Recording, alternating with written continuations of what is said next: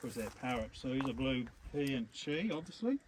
And if we're on the ball, we'd know which is the male and the female. What else we got there, Tim? Whoa! That's a kestrel, an Aiken kestrel. He's a raptor. And they eat insects and grasshoppers and mice. Oh yeah, how good's that? Hey? Wow. That's a spotted harrier. These are actually reasonably common. Spotted harrier. They're pretty common. Got the spots on them.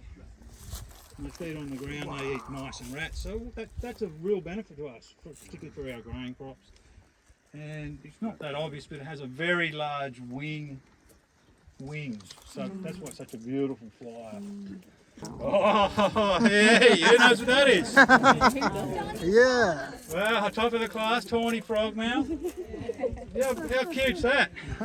It's on the clothesline in the back of our house. They're not owls, but they're,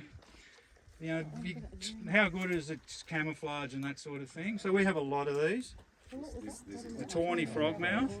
I think we've got a picture of an owl, haven't we? These are the ones I was telling you, they sit on the... Wow. That's a barnyard owl. I know they eat mice and things. Another ones I was telling you, they sit on the fence and at night time. So we've got lots of them. And this one. Magpie? It's called a grey crown babbler. Oh. Babbler. And it's actually a threatened species. And the further you go south in Australia, certainly if you go to Victoria, they're almost endangered. And it's mostly to do with land clearing. But there are a lot of them in northwest New South Wales because the farms are like this. There's quite a lot of trees and scrub around, and they live in groups. And the males tend to live locally, and the females tend to get around. Okay? And the females get around, and when the habitat's destroyed, the females can't get around as easily.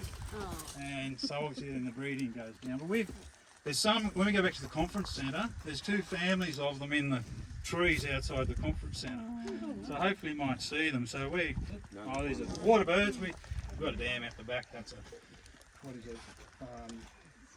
White plumed whistling duck. 150 species.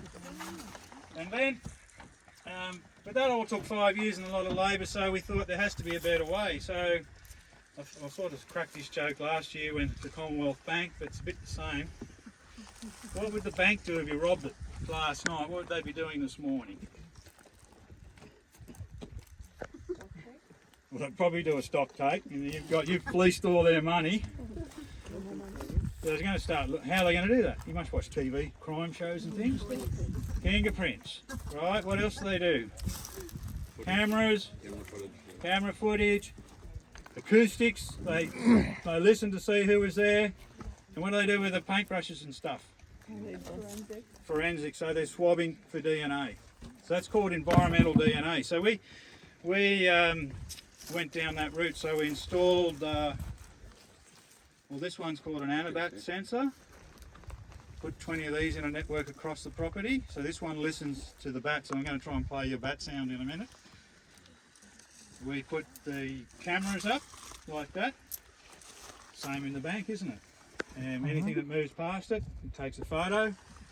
And so we did that. Then we also installed these on a pole like that with cotton wool in them and left them there for a few days. High tech, yeah, we're pretty high tech. It's got cotton wool in it, and the air blows through that and captures the DNA, doesn't it, in the air?